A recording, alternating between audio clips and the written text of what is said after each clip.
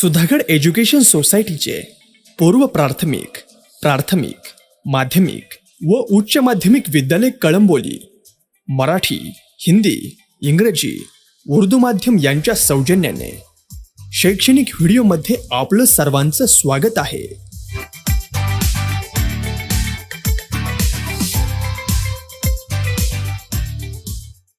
नमस्ते छात्रों, सुधागढ़ विद्या संकुल कलम्बोली शैक्षणिक वीडियो में मैं आपका स्वागत करती हूँ। आज फिर से आपके लिए मैं ले आई हूँ कक्षा 10वीं, विषय हिंदी, कविता क्रमांक 6, गिरिधर नागर। गिरिधर नागर इस कविता की कवयित्री है संत मीराबाई। और ये जो गिरिधर नागर यह कविता है, यह पद इस विधा की है, इसका प्रकार पद है। जो संत थे वो जो पद गाया करते थे, लिखते थे, उसे पद कहा गया है। और ये जो संत मीराबाई है, इसका चित्र आपको दिखाई देता है, ये संत मीराबाई है, मध्ययुगीन काव्य की यह कवयित्री है। और गिरिधर नागर इस शब्द का अर्थ है पर्वत को उठाने वाला। मानो श्री कृष्ण, ये जो श्री कृष्ण है, इन्होंने पर्वत उठाया है, इनको नाम दिया गया है गिरिधर, इसीलिए इस कविता का नाम गिरिधर नागर है। तो देखते हैं हम इस कविता का परिचय। परिचय में हम देखेंगे कि गिरिधर नागर संत मीराबाई इस कविता की कवयित्री है। इस कवयित्री का हम परिचय देखेंगे। जन्म 1516 जोधपुर राजस्थान में हुआ है। मृत्यु इनकी 1946 द्वारिका गुजरात राज्य में हुई है। इनका परिचय देखेंगे। संत मीराबाई बचपन से ही कृष्ण भक्ति में लीन रहा करती थी। बाद में गृह त्याग करके आप घूम घूम कर मंदिरों में अपने भजन सुनाया करती थी। ये जो संत मीराबाई है, वह पहले बचपन से ही कृष्ण भक्ति में लीन थी, कृष्ण की भक्ति करती थी और कृष्ण के ही भजन गाती थी। और ये भजन गाती गाती हर एक मंदिरों में भजन गाती गाती जा रही थी। और मीराबाई के भजन और उपासना माधुर्य भाव से ओतप्रोत है। मीराबाई ने जितने भी भजन गाए हैं, वह उसमें मधुर भाव है। संगीत के जो भाव होते हैं, वो मधुरता का रस इनके पदों में है। और आपके पदों में प्रेम की तल्लीनता समान रूप से पाई जाती है। और इनके जो पद है, इनमें एक ही भाव रहता है, और वह है प्रेम रूपी भक्ति। ये जो संत मीराबाई है, इनकी रचनाएं हैं, वो हम देखेंगे। प्रमुख कृतियां नरसिंह जी का मायरा, ये इन्होंने लिखा हुआ एक किताब है। गीत गोविंद, राग गोविंद, राग सोरठ के पद आदि कृतियां संत मीराबाई ने लिखी है। अभी आप कहेंगे कि ये संत मीराबाई कौन है? मध्ययुगीन काल में देखा जाए तो एक संत मीराबाई जब छोटी थी, तो सामने से एक बारात जा रही थी। सामने से बारात जा रही थी, तो ये छोटी बच्ची अपनी माँ को कहती है कि माँ माँ माँ, ये क्या है, ये क्या है? माँ को कहती है, तो माँ कहती है कि अरे कुछ नहीं, ये बारात जा रही है। तो ये कौन सी बारात है?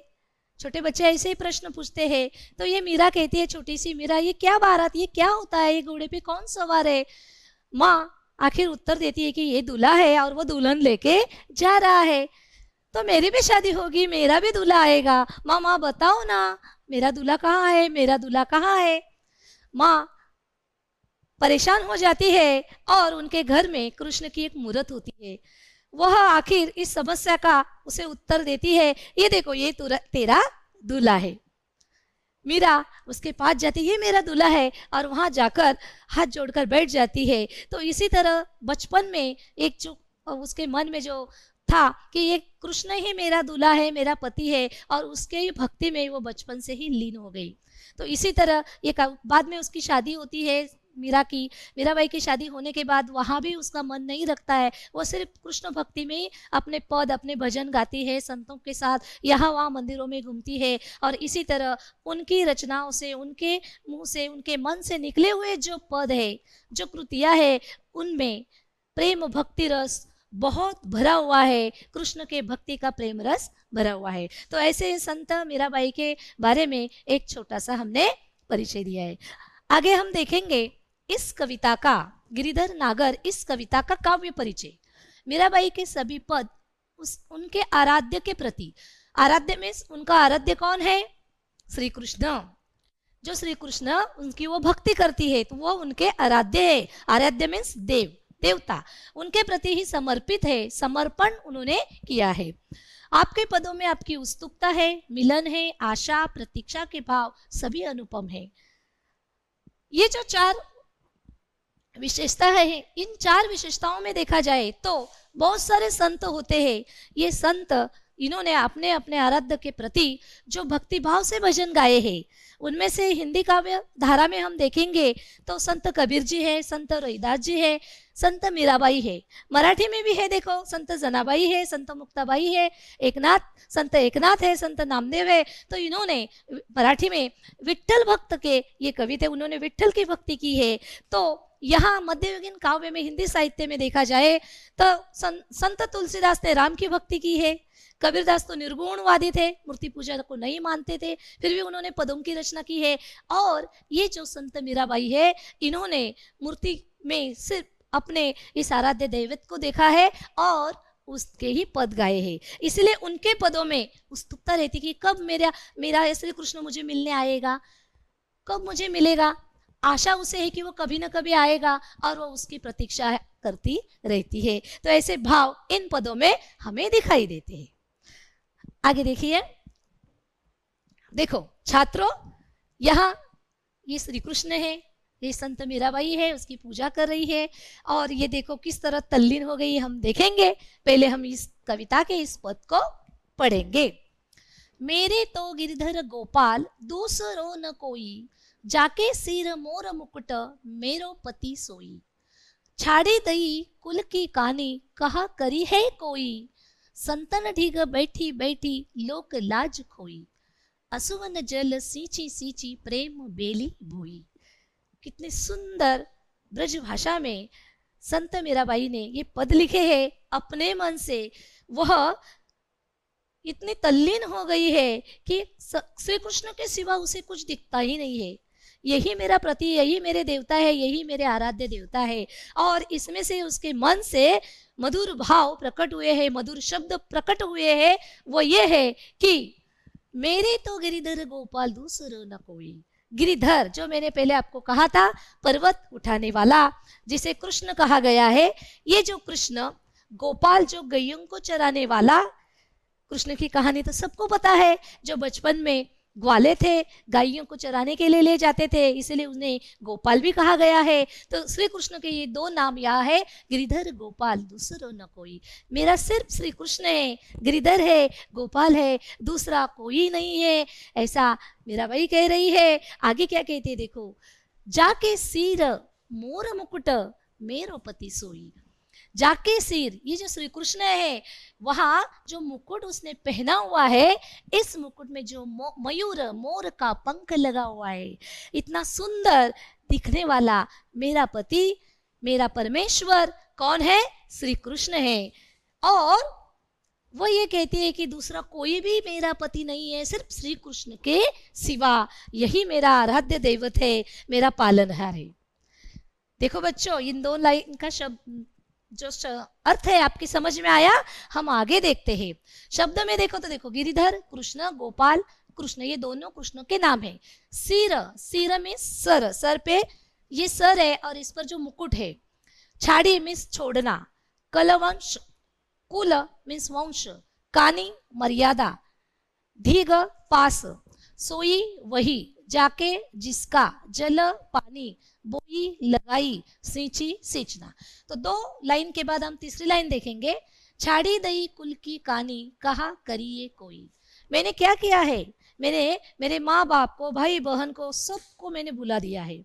मेरे परिवार को मैंने भुला दिया है, मेरे कुल की मर्यादा को मैंने भुला दिया है। छाड़ी में छोड़ देना, कुल मीन्स अपना वंश, घराना, मैंने घराने की मर्यादा को लांग दिया है। कुल की कहानी, मैंने ये सब कुछ छोड़ दिया है। कहा करिए कोई, कुछ भी कहे कोई, मुझे किसी की भी परवाह नहीं। ऐसा कौन कह रही है? संत मीराबाई कह रही है। आगे क्या बोलते हैं देखो, संतन ढिग बैठी बैठी, संतन में संत के साथ मैं यहाँ वहाँ घूमती हूँ, उनमें ही सम्मिलित होती हूँ और मैं वहाँ ही अपने भजन गाती हूँ। संतन ढिग बैठी बैठी, संतन के पास मैं बैठे बैठे लोक लाज खोई, लोक लाज खोई। चाहे कोई कुछ भी कह दो कि ये कौन है, ये कहाँ जा रही है, मुझे किसी से भी कुछ भी लेना नहीं है। मैंने सिर्फ अपने श्री कृष्ण के लिए ही अपना जीवन अर्पण किया है, इसीलिए मैं क्या कर रही हूँ, उसके पद गा रही हूँ। आगे देखो, असुवन जल सींची सींची प्रेम बेली बोई। असुवन, असु मीन्स आंख से आने वाले आंसू, सींची मीन्स सींचना, जल, जल मीन्स पानी, और प्रेम बेली, बेली मीन्स लता, जिसे मराठी में वेल कहा जाता है। उसे पानी देने के बाद वो बढ़ती है, उसी तरह हम इसका अर्थ देखेंगे आगे। नेक्स्ट, असुवन जल सींची सींची प्रेम बेली बोई। मैं क्या कर रही हूँ, मेरे आंखों से आंसू आ रहे हैं। अब इतने साल हो गए, कितना समय बीत गया, मुझे अभी तक श्री कृष्ण नहीं मिला है। उनकी मैं राह देख रही हूँ, मेरे आंखों से आंसू आने लगे हैं। ये देखो मीराबाई अपने आंसुओं के जल से, ये जो आंसू टपकते हुए दिखाई देते हैं, इस आंसुओं के जल से मैंने क्या किया है, श्री कृष्ण के प्रति जो मेरा प्रेम है, इस प्रेम को मैंने सींचा है। जितना दुख होता है, जितने आंसू बहते हैं, उतना ही प्रेम बढ़ता है। इस कविता में प्रेम का भाव बता दिया गया, और वो प्रेम कौन सा है, निरपेक्ष प्रेम है। श्री कृष्ण के प्रति निरपेक्ष प्रेम भावना संत मीराबाई की है। संत मीराबाई कहती है कि मैंने मेरे आंसुओं से, आंसू रूपी पानी से, जल से, मैंने श्री कृष्ण रूपी, इस श्री कृष्ण रूपी प्रेम को मैंने क्या किया है, सींचा है।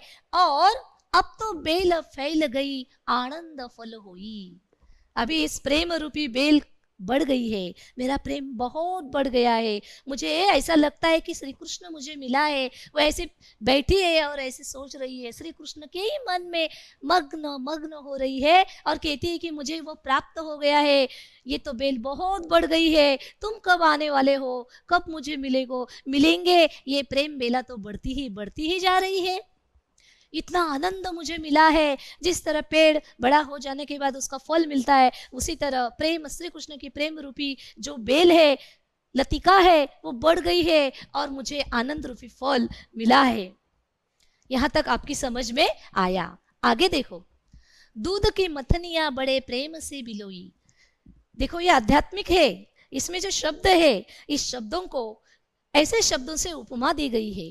मैंने पहले ही कहा था कि बेल मीन्स प्रेम की उपमा दी गई है, आंसू को जल की उपमा दी गई है, और इसी तरह कृष्ण के प्रेम को उन्होंने बढ़ाया है। इसी तरह आगे वो ये देखती है कि वो जो श्री कृष्ण का प्रेम मुझे ऐसे मिला है, कैसे मिला है। देखो, दूध की मथनिया, तुम्हें दूध को सबको पता है, और दूध से क्या बनता है, माखन बनता है। लेकिन माखन कब बनता है, जब उसे मथा जाता है, मथनिया। देखो ये जो चित्र है, ये मटका है, इसमें दूध है, और ये जो है, ये मथनिया मीन्स दही बनाने वाली जो मथनी होती है, उसे ये कहा गया है। और इसे मथनी से करने से क्या हुआ है, देखो, मथनिया बड़े प्रेम से बिलोई। बिलोना मीन्स घुमाना। ये जो मथनिया है, मैंने प्रेम से घुमाई है, और उसके बाद जो निकलता है वो माखन बनता है, दही बनता है, और उसके बाद में जो निकलता है वो क्या है, छाछ, जिसे मराठी में ताक कहा गया है। और उसमें से भी ये जो ताक है, छाछ, वह निकलता है, वो पिए कोई और कोई पिए।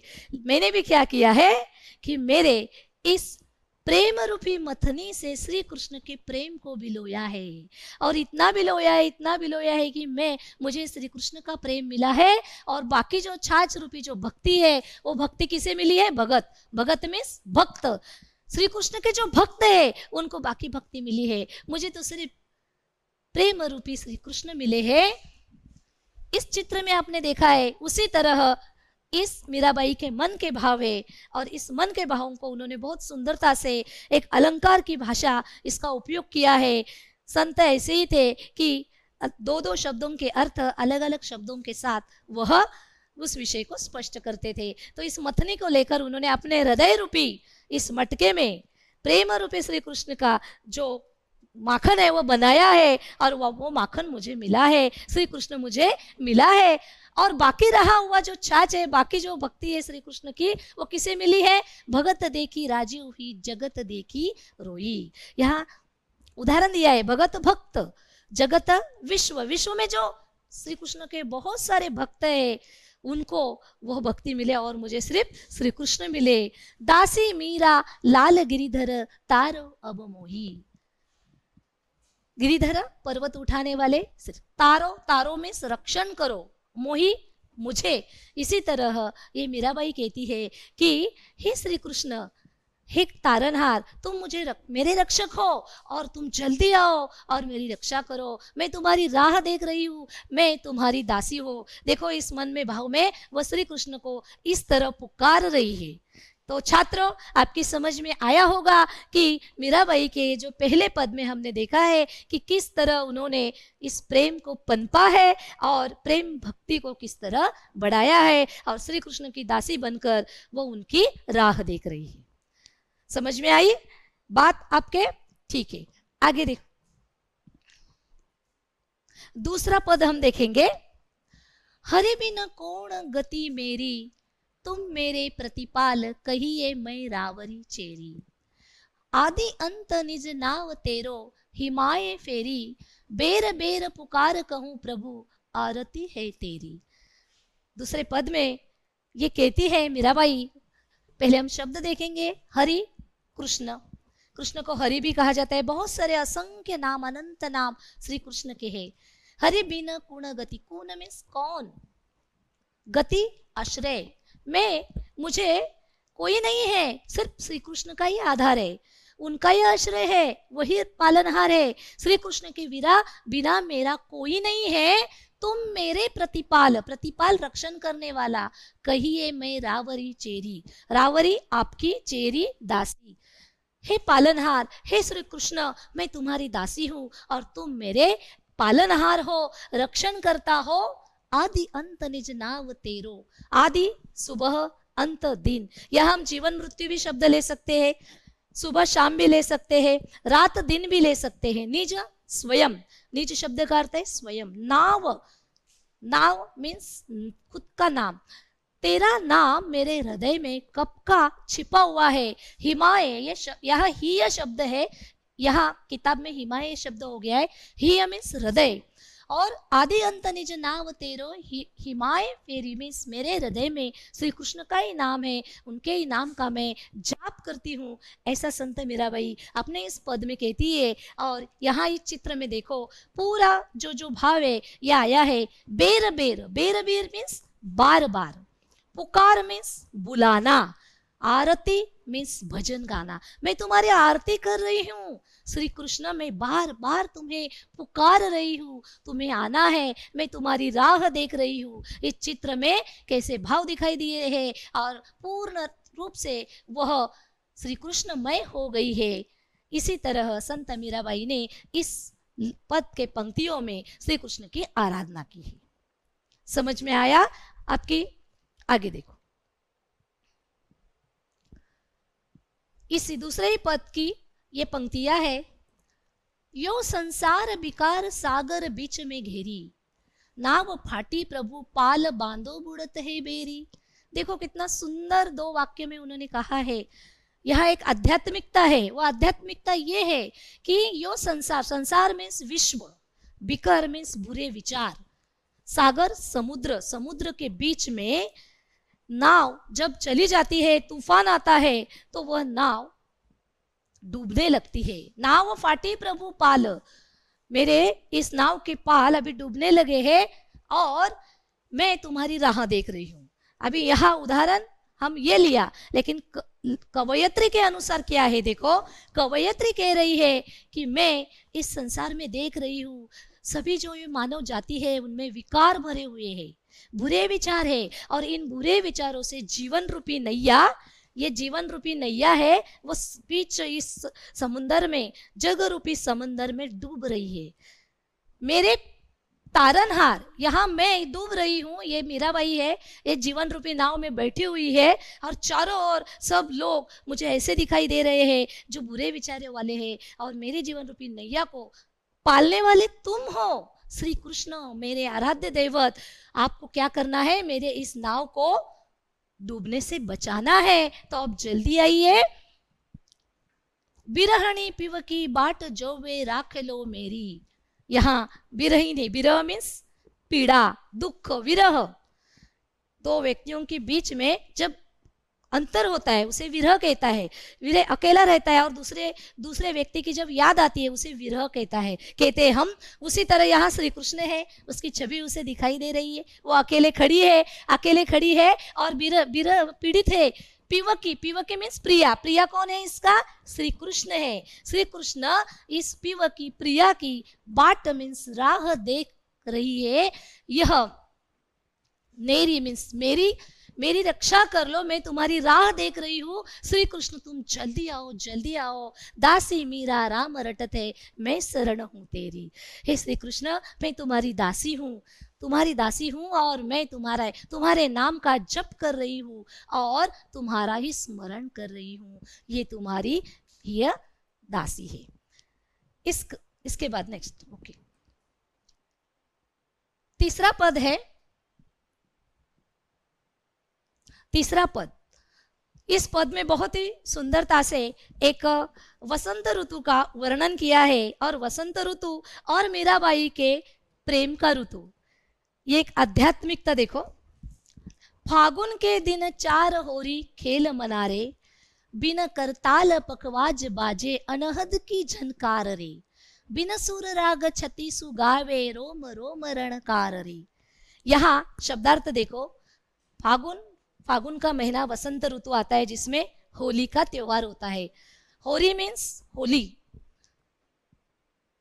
होली को हमें मनाना है। देखो होली के 4 दिन ही रहते हैं, 4 दिन की होली होती है, बाद में चली जाती है, लेकिन मेरे मन में प्रेम की होली तो अनंत काल तक है। मैं तो अनंत काल तक श्री कृष्ण के भक्ति में प्रेम की होली खेल रही हूँ, बिना करताल पखवाज बाजे। होली में देखो बाजा रहता है, वो बजता है, सब नाचते हैं गाते हैं। इस चित्र में देखो, ये होली का त्योहार, फागुन में होली का त्योहार आता है। श्री कृष्ण है, ये सभी गोपिका है, और वो क्या कर रही है, एक दूसरे को रंग उड़ा रही है, बाजा बज रहा है, नृत्य कर रही है। लेकिन मैं भी यहाँ प्रेम की होली खेल रही हूँ, लेकिन मेरे प्रेम की होली बिना बाजे बजाए, बाजा बजता नहीं, फिर भी मेरे इस प्रेम रूपी होली का या रंग का जो संगीत है, इस संगीत का जो नाद है, अनहद की झनकार है। ये जो नाद है, ये नाद मेरे चारों ओर घूम रहा है, मेरे हृदय में घूम रहा है। मैं भी प्रेम की होली इसी तरह खेल रही हूँ। ऐसा लग रहा है कि ये श्री कृष्ण ही मेरे साथ आए हुए हैं और मैं उनके साथ प्रेम की होली खेल रही हूँ। बिन सूर राग छत्तीसु गावे रोम रोम रणकारे। छत्तीसु श्रेष्ठ, बिना सूर में जिसे सूर ताल नहीं है, संगीत में जो सूर होते हैं उसे सूर ताल होकर एक गाना बनता है, लेकिन मेरे पास जो गीतों की रचना हो गई है उसको भी सूर नहीं, पखवाज नहीं, बाजा नहीं, फिर भी मैं प्रेम रूपी रंगों की होली खेल रही हूँ श्री कृष्ण के भक्ति में लीन होकर। और मेरे रोम रोम में, मेरे पूर्ण इस रोम रोम में क्या हुआ है, श्री कृष्ण का ही नाम गूंज उठा है। गीतों की रचना, पदों की रचना मेरे इस हृदय से हो रही है। तो ये पालनहार तुम जल्दी आओ। आगे, सील संतोष की केसर चोली प्रेम प्रीत पिचकारी रे। यह देखा है कि ये सभी बहुत ही मग्न हो रहे हैं इस होली के खेल में। आनंद प्राप्त हुआ है, मीरा को भी आनंद प्राप्त हुआ है, जो मन में ही वो अपने इस प्रिया की, श्री कृष्ण की भक्ति कर रही है। यहाँ उन्होंने कहा है कि शील संतोष समाधान, और केसर चोली, केसर मीन्स केसरिया रंग। मेरे पास उसने जो केसरिया रंग के कपड़े परिधान किए हुए हैं, तो ये जो केसरिया रंग है, ये केसरिया रंग जो मुझे इस प्रेम रूपी रंग में मुझे क्या किया है, बंधा दिया गया है। बरसत रंग अपार रे। आकाश में जो गुलाल है, ये देखो यहाँ गुलाल उड़ा हुआ है, जब होली खेलते हैं, एक दूसरे पर रंग उड़ाते हैं, तो आकाश में पूरे लाल लाल रंग का जो गुलाल है वो आता है। उसी तरह मेरे जीवन में भी ये केसरिया रंग ही मुझे प्रिय लगने लगा है। केसरिया रंग में एक प्रतीक है, जो भिक्षु या संत महात्मा जो केसरिया रंग को परिधान करते हैं, तो ये केसरिया रंग ही मेरे लिए प्रिय है। घट के पट सब खोल दिए हैं, घट हृदय, पट द्वार, लोक लाज सब डार रे, डार मीन्स डर। अभी मैंने क्या किया है कि इस प्रेम रूपी होली को खेलते खेलते मैंने मेरे हृदय के द्वार पूरे खोल दिए हैं और मैं किसी से डरती नहीं हूँ। मेरे तो पति सिर्फ पालनहार रक्षण करता, मेरे दैवत कौन है? तो ये श्री कृष्ण है। और ये जो श्री कृष्ण है, इसीलिए मैंने समाज की मर्यादा को छोड़ दिया है, लोक लाज को छोड़ दिया है और मैं तो सिर्फ इस कृष्ण भक्ति में तल्लीन मग्न हो रही हूँ। मेरे तो प्रभु गिरिधर नागर, पर्वत को उठाने वाले, गिरी को हाथ पर उठाने वाले, गोवर्धन पर्वत उठाने वाले जो श्री कृष्ण है, ये श्री कृष्ण मेरे प्रभु है। चरण कमल बलिहारी रे, तो उनके चरण कमल पर मैं सर्वस्व न्यौछावर करना चाहती हूँ। बलिहारी मीन्स निछावर होना।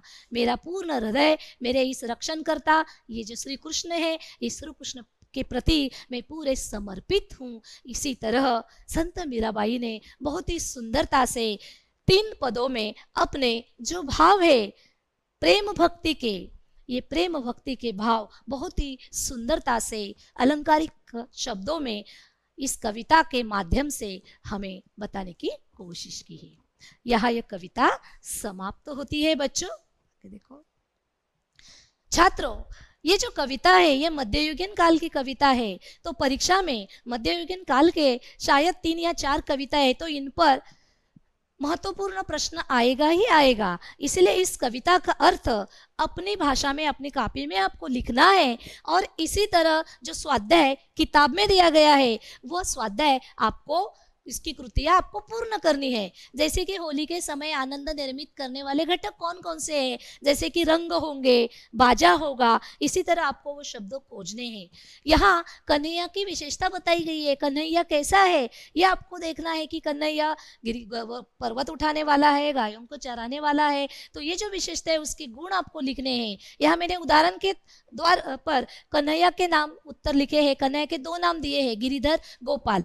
यहाँ इस अर्थ में आए हुए शब्द लिखो। दासी, चेरी शब्द आया है, साजन, पति शब्द आया है, बार बार, बेरी बेरी शब्द कविता में आया है, आकाश, अंबर शब्द आया है। तो इसी तरह आपको क्या करना है, कृतियां पूर्ण करनी है और पूरे कविता का सरल अर्थ आपको लिखना है, क्योंकि ये जो मध्ययुगीन कविता है इस पर जो प्रश्न है, कृतियां है, वह आएगी।